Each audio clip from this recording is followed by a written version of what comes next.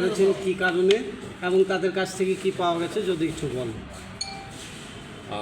Actually গত আমাদের কাছে সোর্স ইনফরমেশন ছিল যে গোয়ালাবস্তি এলাকাতে হিউজ কোয়ান্টিটি অফ ড্রাগসের ড্রাগস ডিলারদের মধ্যে লেনদেন হচ্ছে এবং ড্রাগস আদান প্রদান করছে।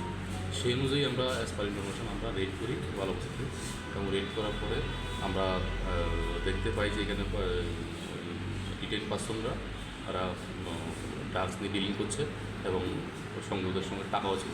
সেই অনুযায়ী ওদের কাছ থেকে আমরা 400 কৌটা ব্রাউন সুগার, 1,25,510 টাকা ক্যাশ, খালি কৌটা 3,000 আমরা সিজ করি এবং আমরা টোটাল 5 জনকে অ্যারেস্ট করি। এখন আমরা ওদেরকে মাননীয় আদালতে প্রেরণ করি। যাদেরকে আটক করা হয়েছিল তাদের নামগুলি?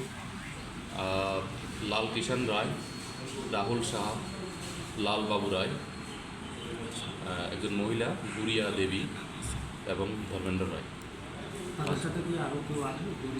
এগুলি আমরা ভেরিফিকেশন করছি, আন্ডার ইনভেস্টিগেশন আছে। না, সবাই গোয়ালাবস্তি। আটককে গোয়ালাবস্তি করা হয়েছে। হ্যাঁ, বাজার মূল্য কত? আমরা এটা দেখছি, ভেরিফাই করছি।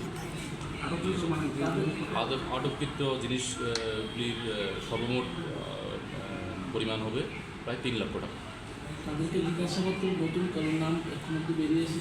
এটা আমাদের আন্ডার ইনভেস্টিগেশন আছে, এটা আমরা এখন এস্টাবলিশ করছি। কখন আপনারা রেডটা করেছিলেন? গতকালকে দুপুরে। ঠিক।